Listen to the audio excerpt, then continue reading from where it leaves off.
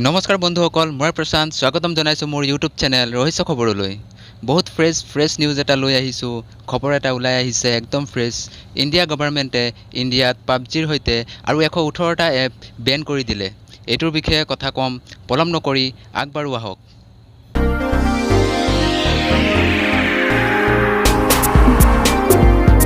বন্ধুসকল, PUBG Ben হোৱাৰ কথা কেইবাদিনৰ পৰাই চলি আহিছিল। বহুতে ভাবিছিল পাবজি বন্ধ হ'ব কি নহ'ব, কিন্তু ফাইনেলি বন্ধুসকল আজি 2 ছেপ্টেম্বৰৰ প্ৰেছ লিষ্ট আপোনাৰ ওচৰত আছে।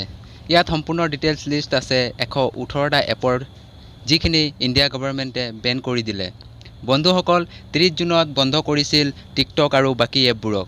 মাজতে নিউজ ওলাইছিল আৰু বাকী কেইটামান এপ বেন হোৱাৰ কথা, কিন্তু আজিৰ লেটেষ্ট আপডেট এইটোৱে ওলালে পাবজিৰ সৈতে 118টা এপ বন্ধ কৰি দিয়া হ'ল। পাবজি লাইট, ইয়াৰ বাহিৰে ভিচাৰ্ট আৰু বহুখিনি এপ বেন কৰি দিয়া হ'ল। কমপ্লিটলি এইখিনি বাহিৰত উলিয়াই পেলালে ইণ্ডিয়া গভৰ্ণমেণ্টে নিজৰ দেশৰ পৰা।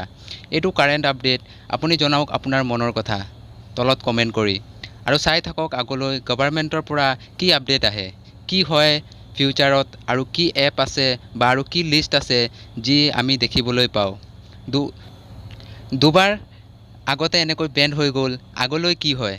আজিৰ ভিডিঅ'ত ইমানেই। ভিডিঅ'টো চোৱাৰ বাবে ধন্যবাদ। যদি ভিডিঅ'টো চাই ভাল পালে লাইক কৰিব আৰু চেনেলটো ছাবস্ক্ৰাইব কৰি ল'ব এনেকুৱা লেটেষ্ট নিউজ পাবলৈ। আৰু এই ভিডিঅ'টো যিমান পাৰে শ্বেয়াৰ কৰক, যাতে গম পায় পাবজিৰ লেটেষ্ট নিউজৰ কথা। সম্পূৰ্ণ লিষ্টটো মই স্ক্ৰল ডাউন কৰি দেখাইছোঁ, আপোনালোকে চাই ল'ব প'জ কৰি।